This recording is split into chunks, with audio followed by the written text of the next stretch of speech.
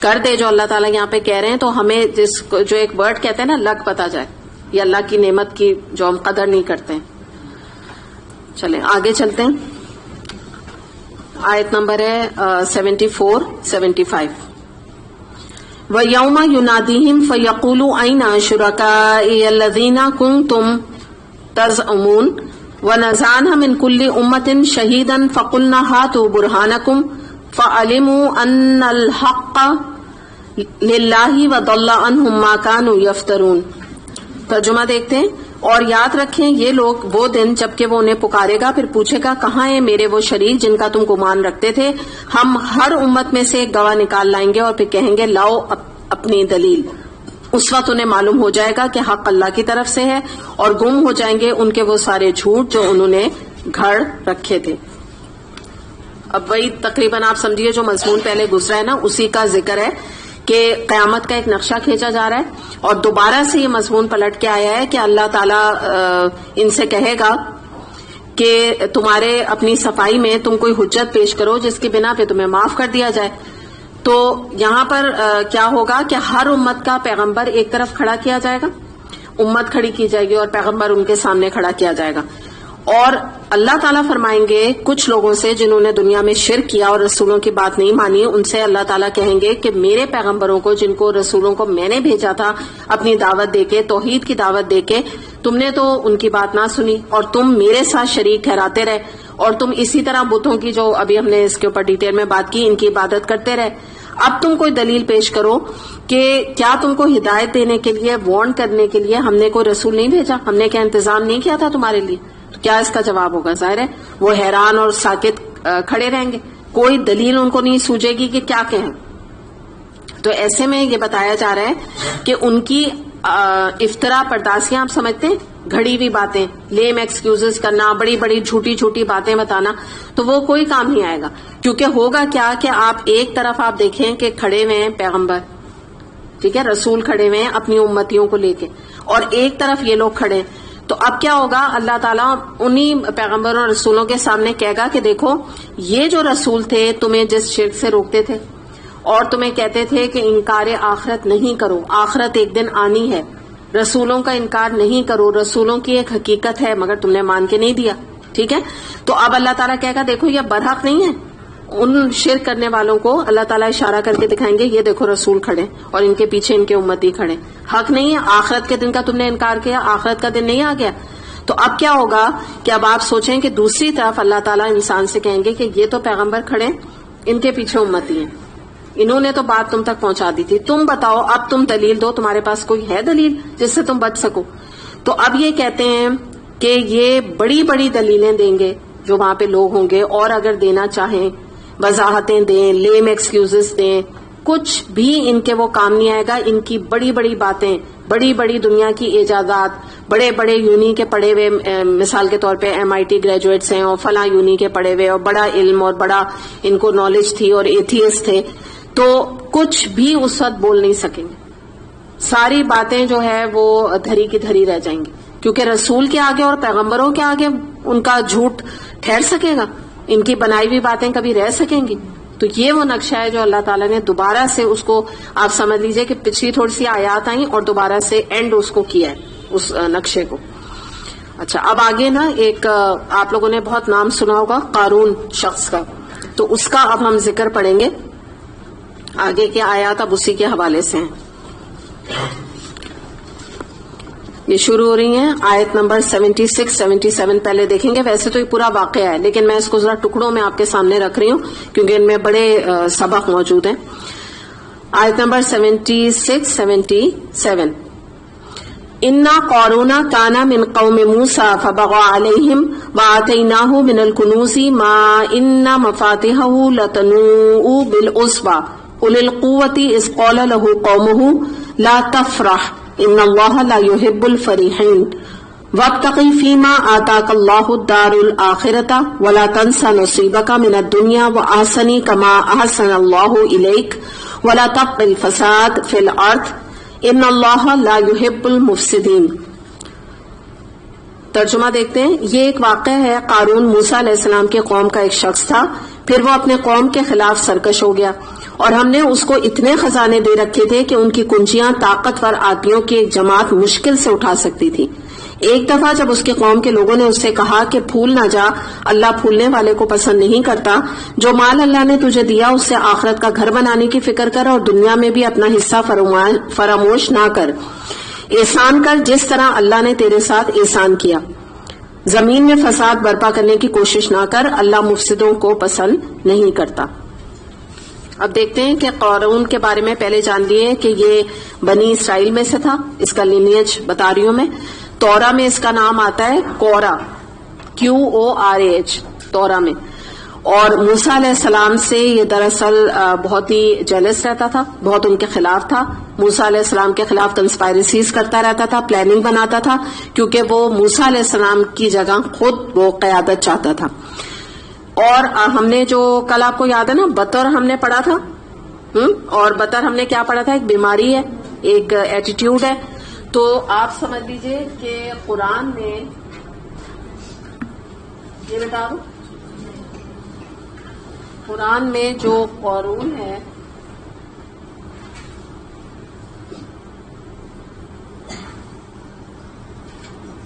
یہ بطر کا سمبل ہے.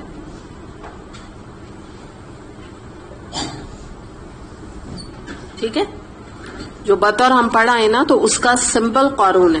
اس کو یہ بیماری تھی. اور بطر ہم نے جو سب سے بڑی جو چیز دیکھی تھی کہ بالکل اگر آپ اس کا بیسک میننگ جو ہم نے کل دیکھا تھا وہ کیا تھا؟ شو آفنگ. یہی تھا نا، اطراحٹ مین یہی تھا. تو یہ اس کو یہ بیماری تھی.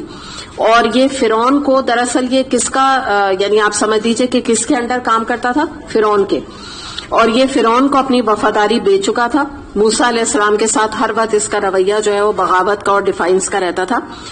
قارون کے خزانے کے بارے میں آپ نے سن رکھا ہوگا، تو اس کا یہاں پہ ذکر کیا کہ اس کے خزانوں کی چابیوں کا، صرف چابیوں کا اتنا بوجھ تھا کہ اس کے لیے اس نے ایک طاقتور جماعت رکھی ہوئی تھی. اور جماعت میں کوئی 2 4 6 لوگ نہیں تھے، پوری ایک آپ سمجھ لیجیے کہ جیسے کوئی سولجرز کی ایک پوری جماعت نہیں ہوتی، کوئی ٹیم نہیں ہوتی بہت بڑی، اس طرح سے گروہ ٹائپ تھا اتنا بڑا کہ جو اس کی چابیاں اٹھاتا تھا. اور چابی ان کو اٹھانے میں بھی گرانی ہوتی تھی. اتنی چابیاں تھیں اتنے لوگوں کے باوجود. تو آپ اندازہ لگا سکتی ہیں اس کی دولت کا. کہتے بھی ہیں نا کہ تمہارے پاس کیا قارون کا خزانہ ہے، یہی بولا جاتا ہے نا، تو یہ حقیقت ہے. اچھا، اب ہم دیکھتے ہیں کہ اس کا ظلم کیا تھا جو یہاں پہ ذکر کیا جا رہا ہے. وہ یہ تھا کہ جب اس کے پاس دولت کی فراوانی آئی، اس چیز نے اس کے اندر کانسیٹ، ایریگنس، تکبر پیدا کر دیا، اطراحٹ پیدا کر دی، دکھاوا پیدا کر دیا. تو یہاں پر ہم یہ دیکھتے ہیں کہ اس کا نتیجہ کیا نکلا؟ فرعون کے انڈر کام کرتا تھا، ویسے اس سے متاثر تھا، تو لوگوں کے اوپر ظلم بھی کرتا تھا، ان کو ایکسپلائٹ بھی کرتا تھا. اور رسولوں کے ساتھ بغاوت تھی، کیونکہ فرعون جیسا موسیٰ علیہ السلام کو نہیں مانتا تھا اس نے بھی کبھی مان کے نہیں دیا. دوسری بات یہ ہے کہ مال کی زیادتی اور اللہ کی نافرمانی، یہ لیتھل کمبینیشن ہے، جس کو آپ کہتے ہیں نا کہ یہ فیٹل ہے، انسان کو مارنے کے مترادف ہے. اب یہاں پر ہم یہ اس کو بھی دیکھتے جائیں گے اور ساتھ ساتھ ہم کچھ اپنا بھی جائزہ لیتے جائیں گے کہ میں نے آپ کو کل بھی تھوڑا سا اس کے اوپر بطر کے حوالے میں بات کی تھی کہ اگر آپ کسی انسان کے اندر دیکھیں، اپنے خاندان میں، اپنے بچوں میں، اپنے گھرانے میں، کہ کسی کے اندر اترانے کا مرض ہے، تو اس کی میں آپ کو یعنی قارون کے اس سے جو ہم سبق لینا چاہ رہے ہیں، تو پہلی اس کی ٹپ یہ ہے کہ ایسے انسان کی تعریف کرنا چھوڑ دیں. تعریف بہت کرنا ہمارے دین میں پسندیدہ نہیں ہے، یہ بات یاد رکھیے گا، ٹھیک ہے. اور یہ ایسا ہے جیسے میں نے کل آپ کو بتایا تھا کہ کسی ڈائبٹک کو آپ چینی پہ چینی چمچ میں بھر بھر کے کھلاتی جائیں اور وہ کہے کہ یہ میرے لیے فیٹل، آپ کہہ نہیں 1 چمچ اور کھا لیں، چینی 1 اور کھا لیں، کیا ہوگا؟ مرے گا نا، مر جائے گا، کومے میں تو چلا ہی جائے گا ڈیفینیٹلی. صحیح ہے. تو یہ بالکل ایسی چیز ہے کہ کسی کے اندر پہلی اتنی اطراحٹ موجود ہے، پہلی وہ اپنے آپ کو کوئی اتنی بڑی چیز سمجھ رہا ہے یا سمجھ رہی ہے، اور آپ نے مزید اس کی تعریفیں کر کر کے نا اس کو پھلا دیا. تو یہ چیز بہت غلط ہے. یہاں ایک میں حدیث بھی آپ کے سامنے رکھ دوں کہ ایک دفعہ نبی کریم صلی اللہ علیہ وسلم کے سامنے ایک شخص دوسرے شخص کی تعریفیں کر رہا تھا بہت خوش آمدی انداز میں. تو آپ صلی اللہ علیہ وسلم نے فرمایا کہ تو نے تو اس شخص کو ہلاک کر دیا. یعنی یہ چیز جو ہے نا بہت ہی بری ہے، کیونکہ آپ کو اندازہ ہوگا کہ یہ انسان پہلے ہی اتنے تکبر میں مبتلا ہے. تو یہاں پہ ہم یہ دیکھتے ہیں کہ جب یہ بڑی شان سے نکل کے جاتا تھا اپنی چابیوں کے گچھے پوری جماعت کو لے کے، تو لوگ جو ہے کچھ لوگ اسے دیکھ کے بڑی حسرت کرتے تھے اور نیک لوگ جو ہے انہوں نے قارون کو جب دیکھا کہ یہ بڑا اترا رہا ہے اور شو آفنگ کر رہا ہے اور بڑا، آپ دیکھیں نا کہ انداز کیا ہے کہ پوری جماعت کو لے کے وہ جا رہے ہیں کہ سب چابیاں ان کے اٹھائے ہوئے ہیں، اور نہ قارون کو کیا دیکھتے ہیں، وہ چابیاں زیادہ دیکھ رہے ہیں. تو کیا چیز ہے یہ؟ آپ کو اس کے انداز سے بھی شو آفنگ نظر نہیں آ رہی؟ کتنی زیادہ ہے نا. یعنی یہ تو آج بھی کوئی بادشاہ ایسا نہیں کرتا ہے کہ اپنے خزانوں کی چابیاں سب کو دکھانے لگے. تو یہ چیز جو جب انہوں نے دیکھی نیک لوگوں نے، متقی لوگوں نے، تو انہوں نے قارون کو نصیحت کی کہ دیکھو اللہ کی رضا کے کام کرو، اس پیسے کو اللہ کی راہ میں لگاؤ. تم اچھا کھاؤ پیو مگر جنت کے بھی تو ڈیکوریشن کی فکر کرو. تمہیں لوٹ کے اللہ کے پاس جانا ہے تو اتنی کیا اتراہٹ دنیا میں. اور تم بغیر گنے لوگوں کو دو جیسے اللہ نے تمہیں بغیر گنے دے دیا ہے. اتنا تمہارے پاس مال ہے کہ تمہیں تو پتہ نہیں تمہارے پاس کتنا ہے. اور اس طرح جیسے ایک اور، یعنی میں آپ کو نا تفسیر کر کے مختلف اینگل بتا رہی ہوں کہ انہوں نے جس طرح سمجھایا کہ جیسے ہر خواہش اللہ نے تمہاری پوری کر دی تو اب تم لوگوں کی ضروریات بھی پوری کرو. اتنے غریب لوگ موجود ہیں، ان کو تو بیسک نیڈز ان کی پوری نہیں ہوتی، اور تمہاری تو خواہشات بھی اتنی پوری ہو گئی ہیں کہ کوئی رہ نہیں گئی وہ خواہش. تو امیروں کے ہوتا کیا ہے کہ شو آف سے دراصل غریبوں کے دل میں حسرتیں پیدا ہوتی ہیں. یہ چیز ان متقی لوگوں نے قارون کو سمجھا، اہل ایمان تھے وہ ظاہر ہے، انہوں نے سمجھانے کی کوشش کی کہ دیکھو غریبوں کے دلوں کو حسرتوں کے قبرستان نہ بناؤ. تو ہوتا کیا ہے کہ جب آپ دیکھیں ہمارے بھی معاشرے میں جب ہیوز اور ہیو ناٹس ان کے درمیان جب گیپ آتا ہے، تو جب امیر لوگ اپنے جہیز، لڑکیوں کے جہیز کا، پیسے کا، گاڑیوں کا، عمارت کا، گھروں کا، ڈیکوریشن کا بہت زیادہ شو آف کرتے ہیں، تو اس سے کیا ہوتا ہے کہ غریبوں کے اندر امیروں سے بغاوت پیدا ہوتی ہے، ڈیفائنس پیدا ہوتی ہے، نفرت پیدا ہوتی ہے، اور وہ یہ کہتے ہیں ہمارے پاس یہ چیز نہیں ہے، ان کے پاس کیوں آ گئی. بعض دفعہ وہ بددعائیں دینے لگتے ہیں، بعض دفعہ حسد کرتے ہیں، بعض دفعہ نظریں لگاتے ہیں، برا بھلا کہتے ہیں، اور ایسی باتیں نکالتے ہیں کہ ان کا تو یہ حلال کا ہو ہی نہیں سکتا غصے میں. تو یہ جو چیز ہے، اسی لیے اپنی چیزوں کا دکھاوا کرنا، اپنی چیزوں کو شو آف کرنا. تو کوئی اگر یہ کہے نا کہ یہ ہمارے یہاں رسم ہے اور ہم کوئی دکھاوا تھوڑی یہ کرتے ہیں یا ہم کوئی بطر کے مرض میں مبتلا تو نہیں ہے، وہ کہتا رہے یہ ہے وہی، اس کی جڑیں بطر، کوئی نہ کوئی جڑ جو ہے اس شخص کے اندر موجود ہے جو دکھاوا کر کر کے اپنی چیزیں دکھا رہا ہے. لاکھ وہ کہتا رہے کہ میں تو ویسے ہی دکھا رہا ہوں اپنے رشتے داروں کو، کہتا رہے وہ، لیکن بطر میں مبتلا ہے وہ شخص جو ہمیں قرآن سے پتہ چلتا ہے. تو انہوں نے یہی سمجھایا کہ دیکھو اللہ نے تجھ کو مال دے کر تجھ پہ اتنا احسان کیا، تو مخلوق کے اوپر بھی تو کچھ مال دے کے ان کے اوپر احسان کر دے، کچھ ان کا بھی بھلا کر دے. جیسے ہم کہتے ہیں نا کہ دنیا کی ضروریات پر بھی اگر ہم اعتدال پہ خرچ کریں گے نا تو ہمارے پاس کچھ صدقہ خیرات اور زکوٰۃ کے لیے پیسہ بچے گا نا. اگر ہم اپنی ضروریات کو ہی لے جائیں گے آسمان پر، یعنی جس کو کہتے ہیں نا کہ اپنی ود ان مینس نہیں بلکہ بیونڈ مینس اپنے اسپینڈنگ کریں گے تو کیا پیسہ بچے گا. تو یہی بات انہوں نے سمجھانے کی کوشش کی کہ تمہارے پاس تو اتنا ہے، تم سب اپنے پاس رکھ کے کیا کرو گے، اللہ کی راہ میں خرچ کرو، تمہاری آخرت بنے. تو یہ تو تھے متقی لوگ جنہوں نے اس کو سمجھانے کی کوشش کی. اب آگے ہم یہ دیکھتے ہیں آیت نمبر 78، اس نے کیا جواب دیا.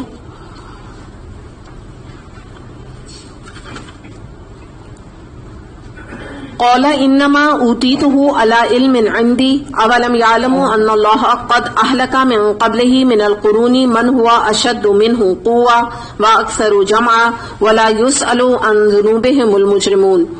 تو اس نے کہا یہ سب کچھ تو مجھے اس علم کی بنا پہ دیا گیا جو مجھ کو حاصل ہے. کیا اس کو یہ علم نہ تھا کہ اللہ اس سے پہلے بہت سے ایسے لوگوں کو ہلاک کر چکا جو اس سے زیادہ قوت اور جمعیت رکھتے تھے. مجرموں سے تو ان کے گناہ نہیں پوچھے جاتے. بڑی اہم بات ہے نا یہاں پہ. اب ہم یہ دیکھتے ہیں کہ آپ دیکھیں کہ انہوں نے کہا کہ دیکھو تم فساد جو ہے نا معاشرے میں پیدا نہ کرو. ٹھیک ہے، آیت نمبر 77 کے اینڈ میں آ رہا ہے نا، کیا آ رہا ہے یہاں سے آپ دیکھیے، پھر میں آگے تفسیر کروں گی. ان اللہ لا یحب المفسدین، اللہ تعالیٰ بے شک فساد کرنے والوں کو پسند نہیں کرتا. ٹھیک ہے، تو آپ مجھے بتائیں کہ قارون جو ہے وہ تو اپنے خزانے کی چابیاں لے کے نکلا ہے، فساد کا اس سے کیا تعلق ہو گیا؟ وہ کیا سب کو مار رہا ہے، پیٹ رہا ہے، ڈنڈے برسا رہا ہے، کیا کر رہا ہے؟ فساد کی کیا بات ہو گئی؟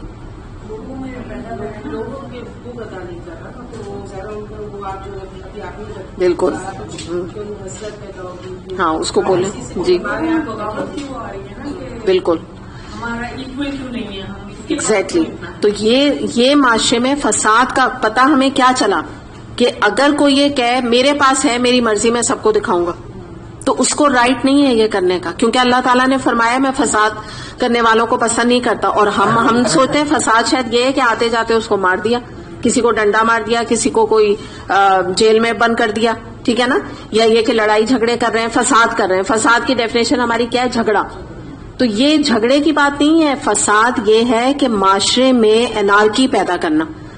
ایک جو میں ابھی ہم نے جیسے بات کی نا، احساس محرومی، نفرت، یہ سب چیزوں کا اظہار ہونے لگتا ہے جب، جیسے ابھی آپ لوگوں نے بات کی کہ غریبوں کا ان کا حق جب نہیں ملتا. بالکل نہیں. دیکھیے ان ایکول ڈسٹریبیوشن تو اسلام کا مزاج ہے، ٹھیک ہے. آپ کو پتا ہے نا اسلام میں، آپ کو پتا ہے یہ کمیونزم ہے. اکوالٹی ہو جانا پیسے کی، یہ کمیونزم ہے. اور یہ اتنا فیل ہوئے ہیں اس نظام میں کہ کوئی انتہا نہیں. اللہ تعالیٰ نے نظام کیا رکھا ہے؟ امیر ہو پیسہ نکالو، 2.5% نکالو، غریبوں کو ان کا حق دو، ٹھیک ہے نا. جب ہر ایک کو امیر حق دے گا تو کوئی غریب رہے گا ہی نہیں. آپ سمجھ گئے نا، غریب نہیں رہے گا. اس کی کم سے کم جو اس کی نیڈس ہیں وہ پوری ہو جائیں گی. جی بالکل بالکل، لوگوں میں آپ اس کو ڈسٹریبیوٹ کریں. اور اگر آپ نہیں کریں گے تو فساد ہے. جیسے ابھی کہہ رہی ہیں بینا کہ علم بھی اگر آپ کے پاس موجود ہے، آپ کو قرآن کا علم ہے، اچھا کوئی، یعنی قرآن کی ہم زیادہ بات کر رہے ہیں کیونکہ انسان کی آخرت سنورتی ہے نا، وہ علم بھی کوئی بچا کے بیٹھ جائے گا تو وہ بھی فساد کا باعث ہے. اللہ تعالیٰ سوال کرے گا نا، کیوں نہیں تم نے اپنے رشتہ داروں میں، اپنے بچوں میں، آگے لوگوں کو کیوں نہیں بتایا؟ اس سے بھی فساد ہوتا ہے. جہاں جہاں اللہ کا حکم ٹوٹے گا نا، کسی بھی سینس میں وہ فساد کا باعث بنے گا. اچھا اب آپ ذرا دیکھیے نا، یہ تو ہم نے پڑھ لیا، کیا رہے ذرا باتیں اس کی سنیے. اب آگے کہہ رہا ہے کہ کہنے لگا کہ کیا بات کرتے ہو تم، یعنی میں آپ کو سمجھا رہی ہوں انداز اس کا، کہ اس طرح کہہ رہا ہے کہ کیا بات تم کرتے ہو کہ میں جو ہوں وہ اللہ کے آگے جھکوں اور میں لوگوں کو اتنا زیادہ ان کو نعمتیں دوں، یا جو اللہ نے مجھے دی میں ان کو ٹرانسفر کروں. بات کیا ہے کہ یہ تو I deserve it, my anticipation, my execution, my planning, my knowledge, میرا علم ہے، میری پلاننگ ہے. All credit goes to me. Allah تعالیٰ کا کیا تم بیچ میں بات لا رہے ہو؟ یہ تو میرا علم ہے، میری ذہانت ہے، میری قابلیت ہے، میری محنت کا پھل ہے جو مجھے ملا ہے. تمہارا کوئی اس میں تمہیں زیبا نہیں دیتا کہ تم مجھے کوئی ڈکٹیشن دو. اور آپ اس کو اب ایک اور طریقے سے سمجھیں کہ مراد کیا ہے کہ جو میں نے تجارت، آپ سمجھے جو پیسہ کمایا تجارت سے، یا جو بھی میرا جو بھی کاروبار ہے، تو یہ دولت جو آج میرے پاس تم دیکھ رہے ہو تو یہ میرے کمانے کا، میری کسب کا نتیجہ اور ریزلٹ ہے. اتنا زبردست مجھے طریقے آتے ہیں بزنس کے، آپ یوں سمجھ لیجیے نا. تو اللہ کے فضل و کرم کا اس سے کیا تعلق ہے؟ پھر کچھ علماء نے اس کے معنی یہ کیے کہ مراد اس نے یہ کہا کہ اللہ نے جو مجھے مال دیا ہے تو اللہ نے اپنے علم کے بنا پر یہ مال دیا ہے کہ میں اس کا مستحق ہوں. میں ہوں ہی اتنا اچھا کہ اللہ نے مجھے چوز کیا. اللہ کو علم ہے کہ میں کتنا ٹیلنٹڈ آدمی ہوں، اس لیے اللہ نے مجھے یہ اتنا سب کچھ دیا. اور جیسا کہ آپ دیکھیں قرآن میں آتا ہے نا، سورہ زمر آیت نمبر 49 میں آتا ہے، انما اوتیتہ علی علم، یعنی مجھے یہ نعمت اس لیے ملی ہے کہ اللہ کے علم میں اس کا مستحق تھا. یہ بھی آتا ہے نا سورہ زمر میں، اس میں بھی اس نے اسی طرح کہا تھا کہ مجھے تو یہ نعمت ملی اس لیے کہ میں مستحق تھا. پھر قرآن میں ایک اور آیت آتی ہے جس میں آتا ہے کہ جب انسان کو تکلیف پہنچتی ہے تو وہ ہمیں پکارتا ہے، اور جب ہم اس سے اپنی نعمت کو نواز لیتے ہیں تو پھر کہتا ہے، کیا بولتا ہے آگے جو میں نے آپ کو بات کی کہ یہ نعمت تو ملی مجھے اس لیے کہ میں اس کا مستحق ہوں. جب نہیں ہوتی نعمت تو ہمارے آگے گڑگڑاتا رہتا ہے. پھر ایک اور آتی ہے سورہ حامیم السجدہ آیت نمبر 50 میں آتا ہے کہ اللہ تعالیٰ فرماتے ہیں کہ جب ہم انسان پر تکلیف کے بعد اپنی رحمت کرتے ہیں تو کیا کہتے ہیں، ہاذا لی. ہاذا لی کا کیا مطلب ہے؟ یہ تو میرا حق ہے، یہ تو میرا استحقاق ہے، یعنی یہ تو میرا حق بنتا ہے، میں تو ڈیزرو کرتا ہوں اس چیز کو نا. تو اس طرف بھی یہاں پر یہ توجہ دلائی گئی کہ ایسا جو بطر میں مبتلا شخص ہوتا ہے نا، وہ ایسی باتیں کرتا ہے جیسے قارون نے یہاں پر کی. اور یہاں پہ اب ہم تھوڑا سا دیکھ لیتے ہیں، یہاں سے اب ہم ایک اور طرف اس بات کو یعنی لے جاتے ہیں. اس میں سے نقطے جو ہم نکالتے ہیں وہ یہ کہ ابھی میں نے جیسے آپ کو بتایا تھا کہ نعمتوں کو اگر ہم اللہ سے اٹیچ نہیں کریں گے، اللہ کی تعریف نہیں کریں گے نعمتوں کے اوپر، اور اللہ کی دین نہیں سمجھیں گے تو ہمارے اندر تکبر پیدا ہوگا. اگر کوئی کہنا کہ تکبر مجھ میں کیا کروں کہ تکبر نہ آئے، یا فلاں نے کیا کیا تو اس کے اندر تکبر ہے، اس کا ریزن یہ. اس کا سب سے بڑا ریزن یہی ہے کہ تمام نعمتوں کو اللہ سے انسان اٹیچ کر دے، ورنہ کیا ہوتا ہے کہ پھر یہی کانسیٹ پیدا ہوتی ہے، اللہ کی بے خوفی پیدا ہوتی ہے، بے حسی پیدا ہوتی ہے، ایروگنس پیدا ہوتا ہے، خود پسندی آ جاتی ہے، اپنے کو انسان بہت بڑی چیز سمجھنے لگتا ہے. اور یہاں پر رک کے اب میں آپ کو ایک اسلام کا ایک مزاج بتاؤں گی، احادیث سے بھی جو ہمیں پتہ چلتا ہے اور قرآنی آیات سے بھی، کہ اسلام لوگوں کو بہت زیادہ بک اپ نہیں کرتا، پیٹ ان کی نہیں تھپ تھپاتا. مثال کے طور پہ ان کو القابات دینا، القابات آپ سمجھتے ہیں، بڑے بڑے نام دینا، یا ان کو ٹائٹلز دینا، یا ان کو بیجز دینا، ان کو میڈلز پہنانا، تو یہ اسلام کا مزاج نہیں ہے. مثال کے طور پہ کوئی اگر ایک فرسٹ آتا ہے ایک بچہ، تو اس کا جو کامیابی ہے نا وہ اس کو اٹ سیلف کانفیڈنس بنا دیتی ہے. لیکن اگر اس کو بہت زیادہ اس کا اکرام کیا جائے بچے کا، اور ان نیسیسری اس کو امپورٹنس دی جائے، جیسے برتھ ڈے میں، پہلی برتھ ڈے میں اس کا کمال کیا ہے یہ مجھے بتا دیں، آج مجھے بتائیں اس کا کمال کیا ہے. نہیں میں یہ نہیں کہہ رہی، میں پوچھ رہی ہوں کمال کیا ہے اس کا. وہ تو رو رہا ہے، وہ میں پوچھ رہی ہوں کہ کیا ہے جو اتنی بڑی پارٹی اس کے لیے ہو رہی ہے. بتائیں، کچھ سمجھ آ رہا ہے کیا کیا ہے؟ ہاں اس نے تو کچھ نہیں کیا نا جی. ہاں چلے، ماں نے بیچاری نے تکلیفیں، ہاں لیبر اٹھائی، صحیح ہے نا، تکلیفیں اٹھائیں، پیٹ میں رکھا 9 مہینے، تو ماں کو تو پھر بھی کوئی ایوارڈ مل جائے تو ٹھیک ہے، بچے کا تو کوئی اس میں کمال تو کچھ نہیں نا. اور وہ بقول جو ابھی آپ لوگ پیچھے سے کہہ رہے ہیں صرف اس نے رونا ہے پہلی سالگرہ میں. تو یہی والی یہاں بات ہے کہ جب ایک آلریڈی آپ اسی طرح کوئی بچہ فرسٹ آیا تو ایک حد تک آپ اس کو ریوارڈ دیں، اس کو انکریج کریں، ٹھیک ہے نا. لیکن اس کو اوور اگر آپ اسی فنکشن کو کر دیں گے کہ لاکھوں روپے آپ نے اس پارٹی میں لگا دیے، تو بس پھر آپ دیکھیے گا وہ بچہ جو ہے اللہ کا جب نہیں بنے گا نا فرما بردار، تو وہ آپ کا بھی نہیں رہے گا، جس کو کہتے ہیں نا اس اطراحٹ کی وجہ سے. تو بہت زیادہ آنر دینا انسان کے اندر اطراحٹ پیدا کرتا ہے. اور دوسری بات، انسان یہ سمجھے کہ دنیا کی کامیابی اتنی نہ مل جائے کہ آخرت کی ناکامی میں وہ شمار ہونے لگے. ظاہر ہے جب تکبر پیدا ہوگا جب دنیا کی اتنی زیادہ کامیابی ملے گی. دوسری بات، پرومیننٹ لوگوں کو، آلریڈی پرومیننٹ لوگ ہیں، آلریڈی کامیاب لوگ ہیں، ان کو مزید پرومیننٹ نہیں کرنا چاہیے. یہ بات یاد رکھیے گا. اگر کوئی آلریڈی پرومیننٹ ہو رہا ہے نا آپ کے خاندان میں، یا آپ کے بچوں میں سے کوئی ایک بچہ ہے جو آلریڈی ہر چیز میں آ گئے، تو اس کو اور زیادہ نہ کریں، ورنہ اس کے اندر پھر تکبر پیدا ہو جائے گا. اس کی جو کامیابی ہے نا ان کو تھوڑا سا اس کو کنٹین کریں گے، اس کے لیے فائدے مند ہے، یاد رکھیے گا، تاکہ اس کے اندر غرور نہ پیدا ہونا. اور اس طرح آپ یہ دیکھیں کہ جیسے بچوں کے اچھے رزلٹ آتے ہیں تو آپ ان کو کہیں کہ تم اللہ کا جا کے سب سے پہلے شکر ادا کرو، سجدہ جو شکر ہوتا ہے وہ ادا کرو. اس کے بعد تم اپنے اس خوشی کے موقع پہ تم غریبوں کو صدقہ دو یا فلاں کو کھانا کھلاؤ، بجائے اس کے کہ آپ یہ کریں کہ اس سے کہ ہم بہت بڑی پارٹی کرتے ہیں، ہم تمہیں بہت مہنگے ریسٹورینٹ میں لے جاتے ہیں، یا ہم تمہیں کوئی بہت بڑا گفٹ، اس کی حیثیت سے بڑھ کے گفٹ، ایسا موبائل دے دیا جو خود آپ کے پاس نہیں ہے، لیٹسٹ موبائل اس کو خرید کے خوشی میں دے دیا، پتا چلا جو رزلٹ آیا موبائل آنے کے بعد نا وہ نصیب رزلٹ بھی نہیں اب ہوگا. تو بعض دفعہ ہم نادانی میں ماں باپ نا اس لیول پہ چلے جاتے ہیں. یا یہ کہ ان نیسیسری بات پہ بعض لوگوں کے گھروں میں ہوتا ہے نا مٹھائی بانٹنا، ہر بات میں مٹھائی بانٹنا. بعض دفعہ جو ہے وہ رشتوں میں بانٹتے ہیں، پھر رشتے ٹوٹ جاتے ہیں، اللہ نہ کرے. تو یہ جو چیز ہے نا اس میں بہت زیادہ آگے بڑھ کے اپنی خوشیوں کو سیلیبریشن کرنا نظر لگتی ہے. کنٹین کریں اپنی خوشی کو. آپ کے بچے کی کامیابی آئی، اس کا تعلق آپ سے ہے اور آپ کے بچے سے. بہت زیادہ اگر آپ نے اس کی تشہیر کی تو میں آپ کو گناہ ثواب نہیں کہہ رہی، لیکن یہ بات یاد رکھیں کہ بخاری میں حدیث آتی ہے، نبی کریم صلی اللہ علیہ وسلم نے فرمایا نظر لگنا برحق ہے، نظر لگتی ہے. تو انسان سوچ لے، ایسی اپنی بچی کی کوئی خوشی ہے، اتنا اس کو بتانا، اتنا خوشی سے میری مراد ہے کہیں بات طے ہو گئی. ابھی آپ کے معاملات ان کے ساتھ چل رہے ہیں، ابھی آپ دیکھیں کہ کیسا معاملہ آگے رہتا ہے، ٹھیک ہے نا. ہو سکتا ہے کہ آگے معاملہ چلے، ہو سکتا ہے نہ چلے. میں دنیا کی میں کہہ رہی ہوں اللہ نہ کرے ایسا ہو، لیکن ایسا ہوتا ہے نا، بہت چانسز ایسے ہوتے ہیں کہ پتہ نہیں رشتہ پائے تکمیل تک پہنچے گا کہ نہیں. تو تھوڑا سا دیکھیں، بھالیں، ابھی سوچ لیں، اس کے بعد اناؤنسمنٹ کریں. ابھی یہ ہوتا ہے کہ لوگوں نے بات پوری پکی نہیں کی ہوتی اور خاندان میں مٹھائیاں بٹنی شروع ہو جاتی. آپ نے دیکھا ہے نا یہ چیز. تو یہ جو چیز ہے نا اس سے ہمیں، یہ جو سیلیبریشنز ہے نا اس سے ہمارا دین جو ہے نا ہمیں بچانے کی کوشش کرتا ہے. جی آپ کیا کہتے ہیں؟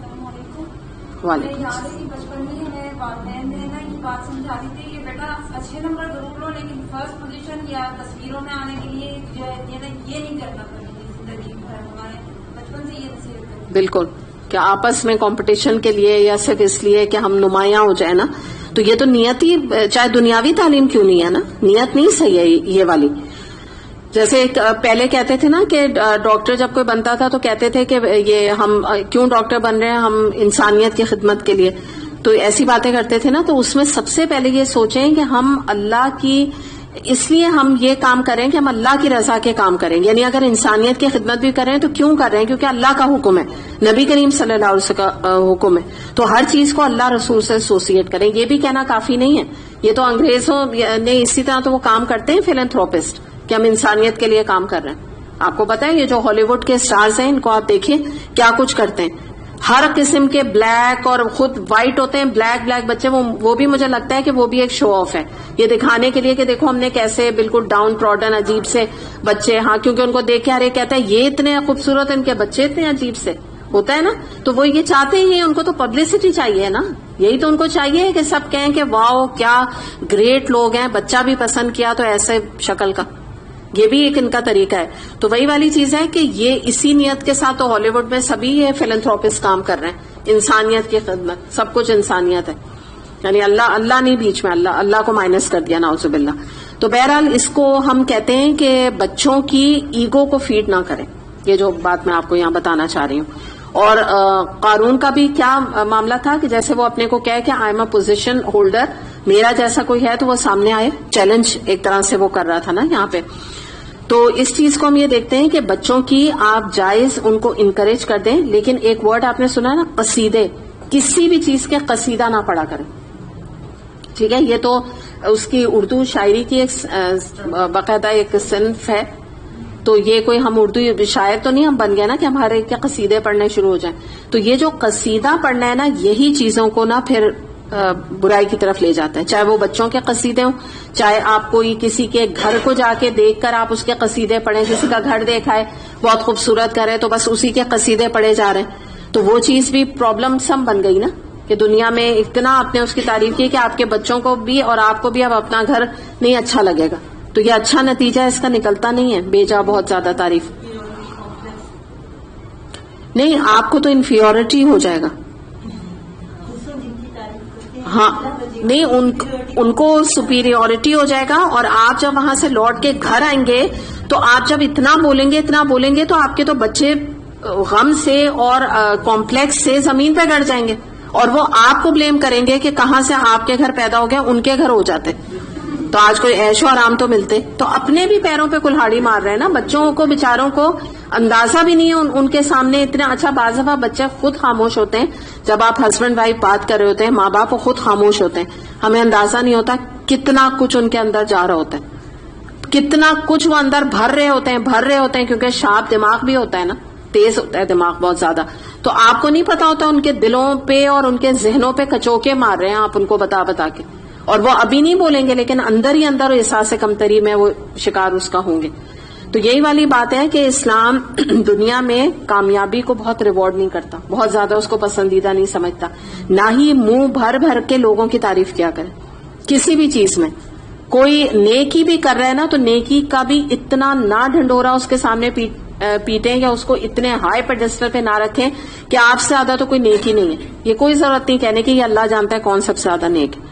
تو نہ کوئی نیکی کو بھی ڈھنڈورا یا قصیدہ نہ اس کا پڑھیں.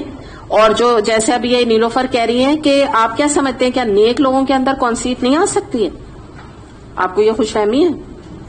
پتا ہے نا یہ بات, نیک لوگوں میں بھی ایروگنس آ سکتی ہے, کانسیٹ آ سکتی ہے, وہ اپنے کو بڑی چیز سمجھ سکتے ہیں. تو ذمہ دار کون بنا؟ جنہوں نے ان کی تعریف کی تو ان کو بھی لے ڈوبے. وہ کہتے نا ہم تو ڈوبے ہیں سم, تمہیں بھی لے ڈوبیں گے. تو انہوں نے کہا کہ ہم تو خود بھی ڈوب رہے ہیں اور جو نیک آدمی ہے نا اس کو بھی آج ڈبوئیں گے, کیونکہ وہ ابھی تک تو اس کو اپنی نیکی کا اندازہ نہیں تھا. جب اتنا اس کو اتنا بولا تو اس نے کہا بھائی میں تو کوئی چیز ہوں, مجھے آج پتا چلا. اب اس کے آپ چال ڈھال میں بھی فرق دیکھیں گے, اس کے بولنے کے انداز میں بھی, اور اس کے باقی معاملات بھی فرق ہو گئے. تو یہ جو چیز ہے ہمارے اوپر بڑی ذمہ داری ہے ان چیزوں کی نا. تو تعریف جو ہے نا یہ بالکل بھی اسلام میں پسندیدہ نہیں ہے, یہ کوئی چیز ہے ہی نہیں. یہ نبی کریم صلی اللہ علیہ وسلم کو تو پسند ہی نہیں تھا کہ ان کی کوئی تعریف کرے. یہ عبداللہ بن ابی کے بارے میں آتا ہے, بہت بڑا منافق تھا. معلوم ہے نا کتنی دشمنی کی تھی. غزوہ بدر میں اس نے کیا کیا, غزوہ احد میں کیا کیا اس نے. غزوہ احد میں تو اپنے 300 کتنے لوگوں کو لے کر الگ ہو گیا تھا, آپ کو پتا ہے نا. اس طرح اس نے دین کے قوس کو نقصان پہنچایا.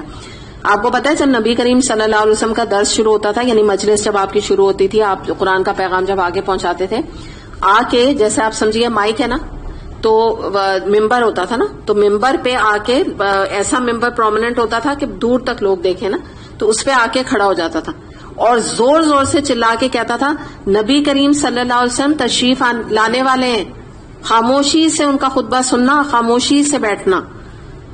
آپ نے سنا؟ تو آپ کو کیا لگ رہا ہے کیوں کر رہا تھا یہ؟ چاپلوسی نہیں, نبی کریم صلی اللہ علیہ وسلم تو موجود ہی نہیں تھے, کیوں کر رہا ہے بتائیے؟ اپنے کو نہیں, اپنے کو پرومیننٹ کرنے کے لیے. بطر کا مرض ہے. آپ دیکھیے, آپ میں سے کوئی اس وقت آپ مجھے بتائیں, آپ لوگ ادھر بیٹھے ہوئے ہیں نا, تو آپ لوگ ایک دوسرے کو دیکھ رہے ہیں؟ نہیں دیکھ رہے نا. کسے دیکھ رہے ہیں؟ مجھے دیکھ رہے ہیں نا. میں ہی آپ سب کو میں نظر آ رہی ہوں آپ کو اس وقت نا. اچھا, اب کیا ہے, آپ میں سے اللہ نہ کرے کسی کو اگر پرومیننٹ ہونے کا شوق ہے نا, تو اس نے کبھی یہ کیا نہیں ہے نا, لیکن اگر وہ ہونا چاہے تو اس کا ایک طریقہ ہے. جیسے نیلوفر یہاں ہے اور میرے آنے سے پہلے میں ابھی داخل بھی نہیں ہوئی, میری کوئی محبت میں تھوڑی یہ کر رہی ہیں, میں تو آئی نہیں ہوں, ٹھیک ہے. اور یہ یہاں کے مائک پہ کہیں آپ لوگ سب خاموشی سے بیٹھ جائیں, منزہ بھی آنے والی, ٹھیک ہے, اور یہاں مائک پہ بیٹھی ہوئی ہیں جب تک میں نہیں ہے, تو کیا ہوگا؟ In a way she wants to be prominent. آپ لوگ سب پہچان جائیں گے نا. آپ کیا کہیں گے؟ وہ ایک ہے نا, وہ ان کا نام بھی آپ کو پتا چل جائے گا, ان کا نام کیا ہے, وہ نیلوفر ہے نا, وہ نہیں آ کے سب کو خاموش کراتی ہے, اور کچھ آپ شاید اپریشیٹ بھی کریں. آپ کیا دیکھو کتنا اچھا کام کرتی ہیں, سب کو خاموش کراتی ہیں. اب تو یہ اس کے دل میں موٹیو, سوری نیلوفر, مثال سے برا نہ مان جائیے گا, مجھے جو نظر آیا میں نے اس کا نام لے دیا, ٹھیک ہے. تو مراد کیا ہے کہ یہ اس کا تھا. چاپلوسی نبی کریم صلی اللہ علیہ وسلم کی تھوڑی کرتا تھا, ان کی تو سامنے پیچھے ہر طرح دشمنی کرتا تھا. آپ صلی اللہ علیہ وسلم تو آئے بھی نہیں ہوتے تھے نا, ان کو تھوڑی سا تھا, ان سے کیا محبت تھی اس کو, صرف اپنے کو پرومیننٹ کرنے کے لیے. اور پیچھے سے کیا کرتا تھا؟ کاٹتا تھا آپ صلی اللہ علیہ وسلم کی. تو یہ جو بطر ہے نا, اس کی یہاں پر بات ہے کہ ہمیں بڑا سوچ سمجھ کے نا, اپنے آپ کو نا بہت ہی ہمبل ڈاؤن ٹو ارتھ سمجھ کے, اور اپنے کو کچھ نہیں سمجھنا. بس دین ہمیں یہ سکھاتا ہے کہ انسان جو ہے یہ یاد رکھے کہ دیکھیے زندگی میں ناکام ہے کوئی بہت کامیاب ہے, دونوں اللہ کی آزمائش ہے. کامیابی بھی بہت بڑی آزمائش ہے, لوگ سمجھتے نہیں ہیں اس بات کو, بہت بڑی آزمائش ہے یہ. تو بہرحال یہاں پہ پھر آگے اللہ تعالیٰ نے کیا فرمایا, آیت نمبر جو ابھی ہم نے دیکھی ہے نا 78 ہم نے دیکھی تھی, اسی میں ابھی ہم یہی آیات کر رہے ہیں, اینڈ پر آ رہے ہیں کہ اللہ تعالیٰ نے فرمایا کہ یاد رکھو یہ جو قوت ہے, یہ جو مال کی فراوانی ہے, یہ تمہاری فضیلت نہیں ہے. یعنی اس کے طرف اشارہ ہے, قارون کی طرف. اگر ایسا ہوتا تو پچھلی قومیں برباد تھوڑی ہوتی. آپ نے عاد, سمود, قوم لوط سب کے بارے میں دیکھا نا, کیا فزیکلی اسٹرانگ لوگ تھے, کیا ان کے زبردست محل بنے ہوئے تھے, وہ جو کاٹ کے بناتے تھے. تو انہوں نے جب اپنا گھمنڈ کیا اور سرکشی اختیار کی, اللہ تعالیٰ نے نیز و نابود کر دی. آج تم ان کی, ہم کہتے ہیں نا, رمق بھی نہیں دیکھتے ان کے بڑے بڑے گھروں کی اور محلوں کی. تو قارون کو یہ بتایا کہ یہ دولت جو تمہیں مل گئی ہے نا اللہ کی طرف سے, تو تمہاری کوئی فضیلت نہیں ہے اللہ کی نظر میں, تم کوئی بہت بڑی چیز نہیں بن گئے اس کی وجہ سے. تو اور پھر اس کے بعد آپ دیکھیں کہ کیا فرمایا کہ مجرموں سے ان کے گناہ پوچھے نہیں جاتے. یہ بڑی اہم بات ہے. بات کیا ہے کہ دیکھیں, جب کسی انسان کے گناہ بہت زیادہ جمع ہو جاتے ہیں, جیسے قرآن میں ایک ورڈ آتا ہے کہ جن کے گناہوں کا ڈول بھر جائے, تو جب اتنا بھر جائے کہ گناہ اوور فلو ہونے لگے انسان کے, تو اللہ تعالیٰ فرما رہے ہیں کہ پھر ان کے اوپر اچانک ان کا معاوضہ ہوتا ہے, جس کو ہم قانون استدراج نہیں کہتے, کہ اللہ تعالیٰ ڈھیل دیتا چلا جاتا ہے. ٹھیک ہے, قارون کو بھی بڑی ڈھیل ملی, اسی طرح سے نکلتا تھا, اپنی چابیاں لے کے اپنا شو آف کرتا تھا, اتراتا تھا, سارا کریڈٹ لیتا تھا. اللہ تعالیٰ نے ڈھیل دیتے رہے. اب اللہ تعالیٰ فرما رہے ہیں کہ جب مجرم انسان بن جاتا ہے, کرمنل بن جاتا ہے, تو ایک وقت ایسا آتا ہے کہ پھر اللہ تعالیٰ ڈھیل دینے کے بعد اچانک رسی کو کھینچ لیتا ہے, جو دراز کی ہوئی ہوتی ہے نا, اور جب وہ کھینچتا ہے تو پھر اس کے بعد اس کو مہلت نہیں ملتی, اور آپ سمجھ لیجئے کہ دا اینڈ ہوتا ہے اس کے گرینڈور کا, اس کے پاور کا, اور اس کے عمارت کا. آگے دیکھتے ہیں آیت نمبر 79 سے لے کر 81 تک.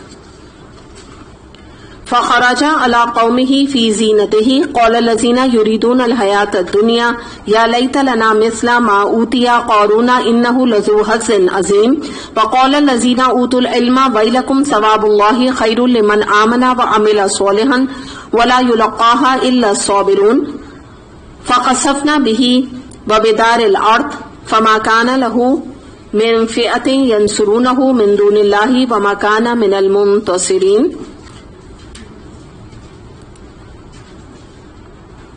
اچھا، اب ہم دیکھتے ہیں آیت نمبر 79 سے. ایک روز وہ اپنے قوم کے سامنے اپنے پورے ٹھاٹ میں نکلا. جو لوگ حیات دنیا کے طالب تھے اسے دیکھ کر کہنے لگے کاش ہمیں بھی وہی کچھ ملتا جو قارون کو دیا گیا ہے، یہ تو بڑا نصیبے والا ہے. مگر جو لوگ علم رکھنے والے تھے وہ کہنے لگے افسوس تمہارے حال پر، اللہ کا ثواب بہتر ہے اس شخص کے لیے جو ایمان لائے اور نیک عمل کرے، اور یہ دولت نہیں ملتی مگر صبر کرنے والوں کو.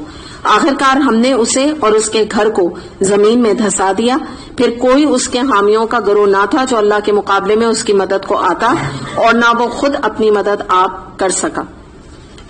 یہ دیکھ لیجئے، یہ اس کا انجام ہوا اس کنسیٹ کا. تو اب اس کو دیکھتے ہیں شروع سے، کہ سب سے پہلے ہم یہ دیکھتے ہیں کہ ایک دن کا ذکر ہے جب اس کے اوپر عذاب آیا، کہ خوب اپنے شان سے جو اس کا طریقہ تھا ویسی چابیوں کے گچھے لے لے کے اپنے ملازموں کے ہاتھوں میں آگے پیچھے اپنے دے کے نکلا اپنے گھر سے، اور ایک بڑی فوج تھی اس کی، اور جیسے انگلش میں کہتے ہیں نا ٹو فل آف ہم سیلف، خوب اپنے آپ میں بڑی چیز اپنے کو سمجھتا ہوا نکلا. اور ظاہر ہے آپ دیکھیں نا کہ جب جن کے آگے بہت غلام چل رہے ہوتے ہیں نا، جس کو ہم نہیں کہتے ہٹو بچو کے نعرے لگا رہے ہوتے ہیں نا، ادھر جاؤ ادھر جاؤ. آج ہم اپنے لیڈرز کو، پولیٹیکل لیڈرز کو دیکھتے ہیں جب ان کی بڑی بڑی گاڑیاں آتی ہیں، تو آپ نے دیکھا ہے نا کہ ان کے جو چھوٹے موٹے جو ان کے فالوورز ہوتے ہیں تو بےچارے ادھر ان کو گر رہے ہوتے ہیں، ادھر ان کے آگے گر رہے ہوتے ہیں، بالکل کیڑوں کی طرح. ایسے ہی لگتا ہے، کہنا نہیں چاہیے ویسے ایسا، لیکن میں آپ کو کہہ رہی ہوں لگتا ہے ایسا نا، پکچر ایسی لگتی ہے کہ گرے جا رہے ہیں ان کے آگے بالکل. تو یہ جب ایک چیز ہوتی ہے نا، تو آپ نوٹ کیجئے کہ وہ لیڈر یا وہ بادشاہ اپنے آپ کو اور زیادہ سمجھنے لگتا ہے، اور زیادہ اپنے کو بڑی چیز سمجھتا ہے کہ دیکھو اتنے لوگ میرے آگے پیچھے پھر رہے ہیں نا، یہ انداز وہ اختیار کر لیتا ہے. تو اب کیا ہوا یہاں پر ہم دیکھتے ہیں کہ جو لوگ دنیا کے پرستار تھے اور دنیا ان کو بڑی اچھی لگتی تھی، اور جو دنیا کے چیزوں سے بڑے متاثر ہونے والے تھے، تو وہ دیکھ کے کہنے لگے کہ واہ بھائی، ایسی دولت اور ایسا گرینڈور، ایسی عزت کاش ہمیں بھی ملتی. تو اب یہاں پہ ہم یہ دیکھتے ہیں کہ جو دین پر چلنے والے لوگ تھے، اہل ایمان تھے، اور دیکھیں آپ یہاں کیا لکھا ہے، جن کے پاس علم تھا.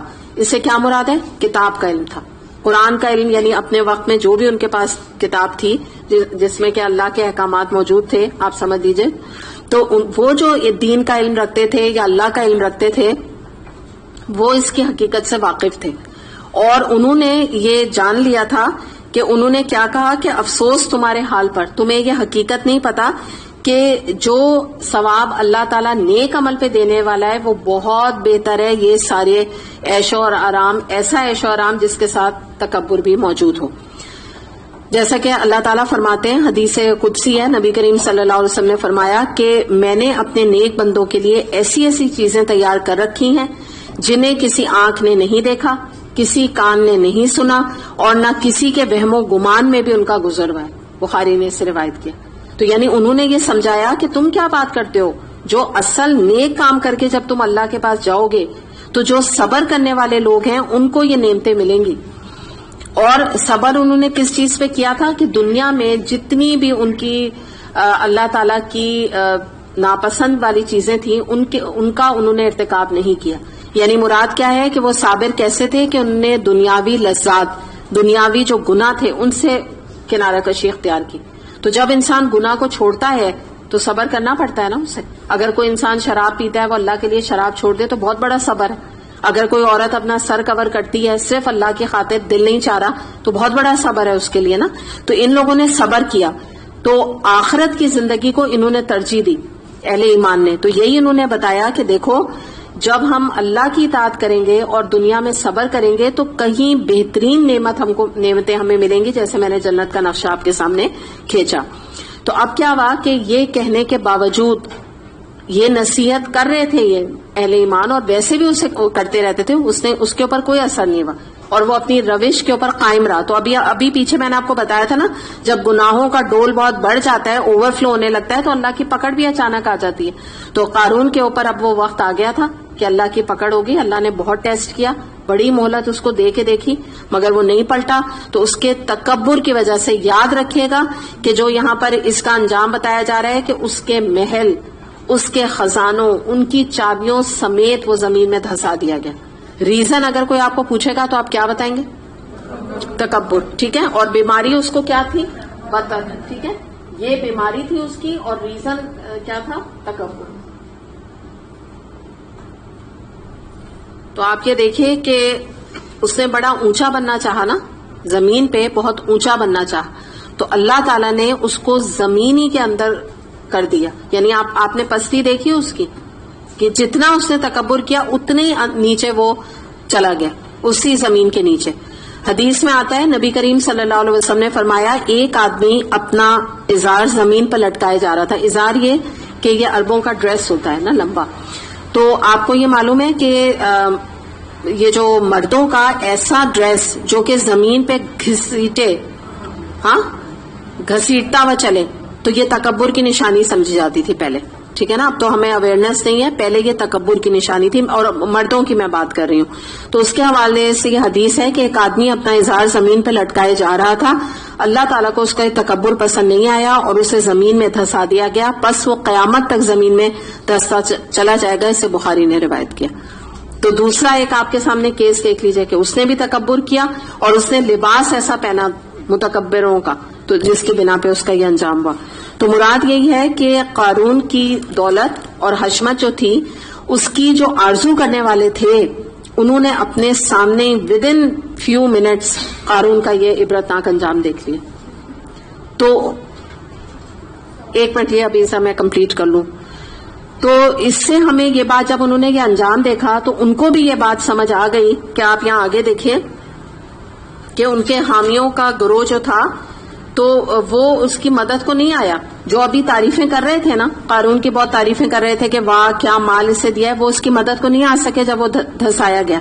تو ایک اور بات ہمیں یہاں پہ پتہ چل رہی ہے کہ اللہ تعالیٰ اگر کسی کو مال زیادہ دیتا ہے, کسی کو کم دیتا ہے, تو اس کا تعلق اللہ تعالیٰ کی مشیت سے ہے. مشیت سمجھتے ہیں نا, اللہ کے اذن سے ہے, اللہ کی مرضی سے ہے, اللہ کی حکمت سے, کہ اللہ چاہے کسی کو زیادہ دے کسی کو کم دے. یہ اللہ تعالیٰ کا ایک اسلام کا نظام یہی ہے, کسی کے پاس زیادہ کسی کا کم, کیونکہ یہ دنیا آزمائش ہے. اگر ہم سب میں دنیا میں ایکوالٹی ہو جائے تو آزمائش کیسی ہے, نظام کولیپس کر جائے گا. میں بتا رہی ہوں نا, کمیونسٹ سسٹم جو ہے, کمیونزم جو ہے, وہ کہتا ہے کہ ہیو ناٹس اور ہیوز کا ڈفرنس مٹا دو. تباہی ہے اس کا نتیجہ, یاد رکھیے گا یہ, کیونکہ یہ دنیا جو ہے وہ دارالامتحان ہے, ایسا ہو ہی نہیں سکتا. یہاں آپ بتائیں نا, کیا ایسا ہو سکتا ہے کہ کوئی یہ کہہ دے بادشاہ کے جتنے گورے لوگ ہیں ان کو زندہ چھوڑ دو اور کالے جتنے ان کو قتل کر دو, یہ ایسی بات ہے. تو اس کا نتیجہ کیا نکلے گا؟ انارکی ہے نا, فساد ہے. کہ یہ کیا بات, ان کی کیا غلطی ہے, یہ کیسی بات ہے نا کرنے کی. تو یہی بات ہے کہ اللہ تعالیٰ کسی کو زیادہ دیتا ہے, یہ اللہ کی مرضی, کسی کو کم دیتا ہے تو اللہ کی مرضی. تو یہ مراد نہیں کہ اگر کوئی بہت امیر ہے تو اللہ کے بڑی اس کے ساتھ رحمتیں ہیں کہ کیونکہ وہ امیر ہے اور اللہ اس سے بڑا راضی ہے تو وہ امیر ہے, اور اگر کوئی غریب ہے تو ضروری ہے کہ اللہ اس سے ناراض ہے. یہ ناراضگی کی دلیل نہیں. تو پتہ کیا چلا, پیسہ اپنی ذات سے اس بات کی دلیل نہیں رکھتا کہ اللہ جو ہے وہ بڑا راضی ہے ان سے, ان بادشاہ سے بڑا راضی ہے, امریکہ سے بڑا راضی ہے کیونکہ سپر پاور ہے. تو آپ خود بھی اندازہ لگا سکتے ہیں کہ آپ کو نظر آتا ہے امریکہ کی جو پالیسیز ہیں تو اللہ راضی ہوگا ان سے. لیکن اللہ نے کیوں ان کو اتنا دیا ہوا ہے؟ کیوں دیا؟ آزمائش ہے, قانون استدراج ہے, قانون استدراج ہے, آزمائش نہیں ہے خالی. جب ابھی آپ دیکھیں نا, جب قارون کی اللہ نے رسی پکڑی ہے تو کتنا برا انجام ہوا ہے, تو وہ بھی اس بات کے لیے تیار ہے. تو اب اس کے بعد ہم دیکھتے ہیں کہ جو ہم نے اب یہاں قارون کا ایک انجام دیکھا نا, تو تھوڑا سا ہم اس میں اب دیکھ لیتے ہیں کہ ہم کافی بات ہم بطر میں کر چکے تھے, بس میں اس کو ان شارٹ آپ کے سامنے کروں گی کہ آج ہمارے معاشرے میں صرف میں آپ سے سوال کر رہی ہوں کہ آپ کو بطر کے یا قارون کے جو ہم لوگوں نے ایک انسان کو دیکھا تو ایسے آپ کو مظاہر نظر آتے ہیں, یعنی ایسی چیزیں آپ کو دکھتی ہیں آج بھی, بطر کے سمبلس دکھتے ہیں نا, تو کیا مثال ہے اس کی؟ مثال کے طور پہ جلدی جلدی بتا دیجئے کیونکہ ہم اس پہ بہت بات کر چکے ہیں, پھر آگے بڑھیں. پروٹوکول بالکل صحیح ہے. گاڑیوں کے پروٹوکول آپ دیکھیں, ہمارے جو منسٹرز وغیرہ کی گاڑیاں آتی ہیں ان کو پروٹوکول دیا جاتا ہے نا. ہاں شاید گھر بنا کے اس کا دکھاوا کرنا, اور بڑی بڑی گاڑیاں نکلنا. لاکھوں کے جانور لے کے آتے ہیں ایک ایک بیل اور اس کو پھر. ٹھیک ہے, بالکل صحیح ہے. جانوروں کا ڈسپلے اللہ کی رضا کے لیے قربانی نہیں ہے, وہ بھی دکھاوے کے لیے. جی ڈیزائنروں کے کپڑے پہنتے ہو پھر اس کو شو. بالکل, ڈیزائنرز کے کپڑے. یہ بتانا دلہن کا کہ یہ جوڑا جو ہے 4 لاکھ کا ہے اور 3 لاکھ کا ہے اور 5 لاکھ کا ہے. اب تو 1 لاکھ کی بات نہیں ہوتی, ڈیزائنر کی تو 2-3 لاکھ سے بات شروع ہوتی. ٹھیک ہے, بالکل یہ سب چیزیں. اور بتائیے.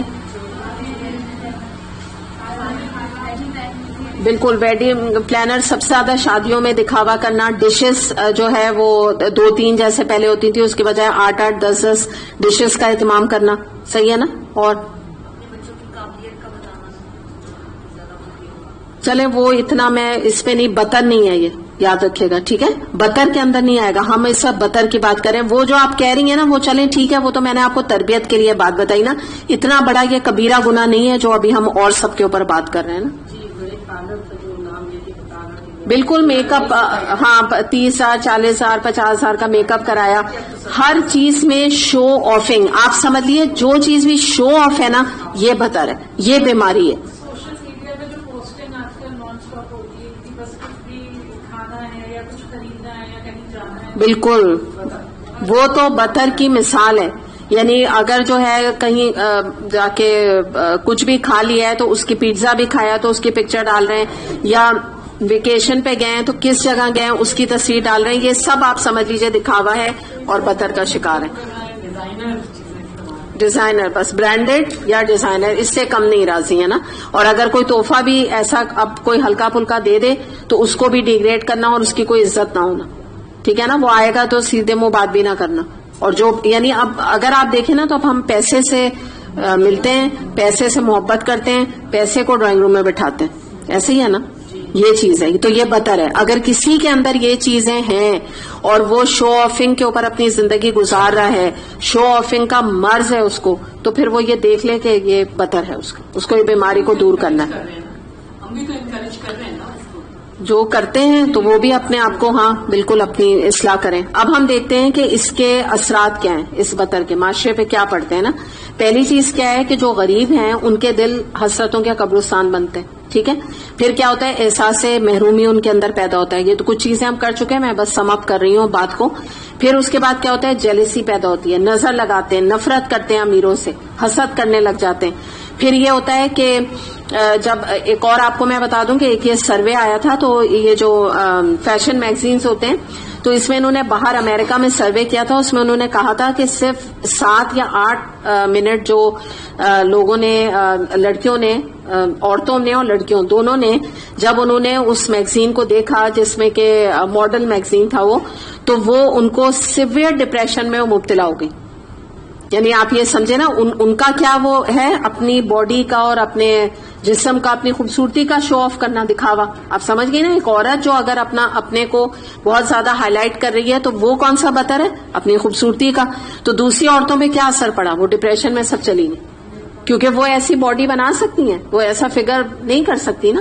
مر بھی جائیں, کھپ بھی جائیں تو نہیں, ایک ہاؤس وائف وہ فگر نہیں بنا سکتی, کیونکہ وہ تو جیتی مرتی ایسے ہے نا. وہ ان کے تو ٹرینرز ہوتے ہیں, وہ تو ان کو ڈائٹ دیتے ہیں کہ صبح ہے اتنے انڈے سے اور اتنی بریڈ سے زیادہ آپ نے نہیں کھانی, اور وہ پے کرتے ہیں اس کو.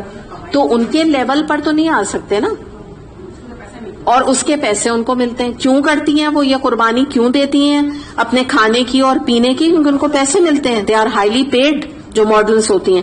تو یہ میں آپ کو صرف بتا رہی ہوں کہ کیا کیا اس کے نتیجے نکل رہے ہیں, یعنی دنیا میں نا, یعنی ایک عام بات ہے. اور ویسے آپ دیکھیں کہ مس ورلڈ کو دیکھ کے کتنی لڑکیاں حسرت کرتی ہیں ہم بھی ایسے بن جائیں. ڈراموں میں اور ایکٹریسوں کو دیکھ کے کتنی لڑکیاں حسرت کرتی ہیں ہم بھی ایسے کپڑے پہنے, ہمیں بھی یہ نوکری ملے, ہم بھی ڈراموں میں آئے. تو یہ افیکٹ اس کے پڑ رہے ہیں, جو کہ کیا ہے, ایسے ہی ہے کہ کوئی انسان دیکھ رہا ہے یہ جل رہا ہے. آپ مجھے بتائیں, اگر آپ کو کوئی ایک شخص نظر آئے کہ اس کے اوپر آگ لگی ہوئی ہے اور وہ جل رہا ہے, اور دوسرے اپارٹمنٹ سے کھڑے ہو کے کہ ہائے کاش میں بھی ایسے ہی جلوں, اللہ معاف کرے, یہ کوئی کہتا ہے؟ یہ کوئی دنیا میں ایسا بے وقوف انسان ہے جو کہتا ہے؟ تو یہ معاملہ ہے کہ وہ ایکٹریسوں کو دیکھ کے اور سنگرز کو دیکھ کے کیا کہہ رہی ہیں, ہم بھی ایسے بنے, کاش ہمارا بھی ایسے فیوچر ہو, کاش ہمیں بھی کوئی ماڈل لے لے. اور آج تو آپ کو پتا ہے کہ اچھے اچھے گھرانوں کی جو لڑکیاں ہیں وہ خاص طور پہ جو اگر آپ یہ نیٹ جو ہے سوشل میڈیا اس پہ وہ ڈفرینٹ برانڈس کی ماڈلنگ کر رہی ہیں. اگر وہ ٹی وی پہ نہیں آتی تو اس طرح ماڈلنگ کر رہی ہیں کیونکہ ایک کریز ہے, ایک دوڑ لگی ہوئی ہے, کیونکہ ان کو وہ آگ کے شعلے نہیں دکھ رہے نا کہ جو اگر ان کو کل کو اس آگ میں جلنا ہے تو ہم بھی خواہش بھی کر رہے ہیں تو کس چیز کی کر رہے ہیں. تو یہ بھی بطر کی ایک قسم ہے, آپ سمجھ لیں.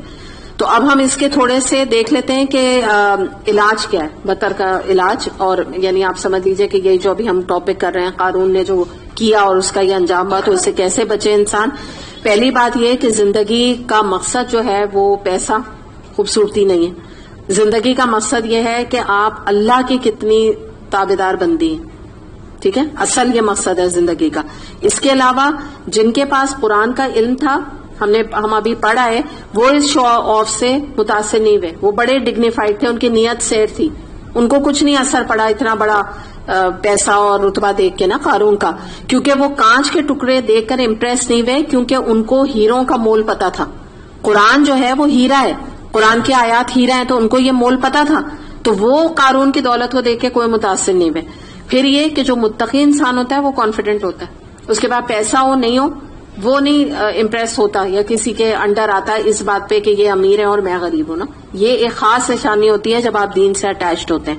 ایک اور نصیحت, گھر آنے کے بعد لوگوں کے گھروں کے بارے میں, لوگوں کی شکلوں کے بارے میں, دلہن کے چہرے کے بارے میں, نیا بچہ جو پیدا ہوا اس کے چہرے کے بارے میں, اس قسم کی چیزوں کے بارے میں بات چیت نہ کریں اگر ہمیں بطر اور دکھاوے کے مرض سے بچنا ہے. ٹھیک ہے, جو میں نے آپ کو بتایا نا, جو بچوں میں حسرت پیدا ہوگی اور خود بھی انسان کا دل برا ہوگا جب دوسروں کی عمارت, دوسروں کے ٹوائلٹس اور دوسروں کی خوبصورتی اور ان کے باتھ روموں تک کی ڈسکشن کرے گا بیٹھ کے کہ ان کا پول دیکھا تھا, ان کا باتھ روم دیکھا تھا, ان کی جکوزی دیکھی تھی. تو یہ چیزیں حسرتیں پیدا کرنے کے علاوہ کچھ نہیں کریں گے. جیسے ہم کہتے ہیں نا, واو کیا گھر تھا ان کا, کیا گاڑی تھی ان کی, کیا پول تھا ان کا. تو یہ اس سے خود بھی بچیں اور بچوں بھی جہاں یہ بات چیت کریں ان سے کہیں یہ بتاؤ نماز پڑھ رہا تھا کہ نہیں, تم جس بچے کے گھر گئے تھے یہ بتاؤ نماز پڑھ رہا تھا, امی پڑھ رہی تھی اس کی نماز. اصل تو یہ کرائٹیریا ہے ہمارے نزدیک تو شرافت کا. اس طرح کر کے نا اس کا مائنڈ سیٹ چینج کریں. ہاں, میں ایک بات آپ کو بتا رہی ہوں کہ یہ پوچھیں تاکہ وہ ایک دم سے ہلے بچہ نا کہ یہ کیا ماما نے کہہ دیا نا, یہ کیسی بات کی, یہ تو میں نے نوٹ ہی نہیں کی. ٹھیک, تو اب ایک آپ کے سامنے میں ایک رکھ رہی ہوں کہ ایک سیئنگ ہے کہ small minds discuss people, average minds discuss events اور گریٹ مائنڈس ڈسکس آئیڈیاز. تو یہ انسان کے نا خود دماغ سے پتا چلتا ہے کہ اس کی ذہنیت کیا ہے. جو چھوٹے ذہن کے لوگ ہوتے ہیں نا وہ لوگوں کو ڈسکس کرتے ہیں, بس یہی ان کا حتمی اینڈ ہوتا ہے. اور جو بڑے ذہن کے بڑے بڑے لوگ ہوتے ہیں وہ پھر ایسا کرتے ہیں جیسا اگر آپ دیکھیں ایک ہم نبی کریم صلی اللہ علیہ وسلم کو دیکھیں تو آپ نے جس طرح سے دین کو پھیلایا ہے تو کیا لگتا ہے آپ کو ایسے ہی پھیلا دیا. گریٹ آئیڈیاز ان کے دماغ میں آتے تھے جس کے ذریعے سے انہوں نے کبھی کسی کو خط لکھا, کبھی کسی بادشاہوں کے لکھے, کبھی کہیں جنگوں میں آپ نے پارٹیسپیٹ کیا. ہر طریقے سے آپ نے آئیڈیاز کے ساتھ دین کو پھیلایا. یا ان کے بعد کی اگر ہم ہستی کو دیکھیں تو ہم اگر قائد اعظم کا ہی ذکر کریں تو ان کے ذہن میں پاکستان بنانے کا ایک آئیڈیا آیا نا, تو ایک گریٹ آئیڈیا ہے جس کے بنا پر انہوں نے ایک اللہ کے لیے اس ملک کو تشکیل دیا. تو گریٹ مائنڈس کیا, دے ڈسکس آئیڈیاز, وہ کوئی پروڈکٹیو کام اپنے مرنے سے پہلے کر کے جاتے ہیں. تو الحمدللہ جو قرآن جس کے پاس ہوتا ہے اس کے اندر میچورٹی ہوتی ہے, اس کے اندر حسرت نہیں ہوتی, وہ دوسروں سے حسد نہیں کرتا, رش نہیں کرتا, نہ اس کے اندر بے حسی ہوتی ہے. اور وہ کیا کہتا ہے, اللہ ان کا پیسہ ان کو مبارک کرے. الحمدللہ دعا ہی دیتا ہے, وہ حسرت اس کے دل میں نہیں ہوتی. وہ کہتا ہے ان کو اللہ نے دیا, ان کو اللہ مبارک کرے, جو میرے پاس ہے مجھے اللہ وہ مبارک کرے. الحمدللہ. تو دس از دا رائٹ ایٹیٹیوڈ. انشاءاللہ نہیں آج ہم کریں گے. وآخر دعوانا الحمدللہ رب العالمین. سبحانک اللہم و بحمدک, اشہد ان لا الہ الا انت, استغفرک و اتوب الیک. السلام علیکم ورحمۃ اللہ وبرکاتہ. جی آپ کچھ کہہ رہے ہیں؟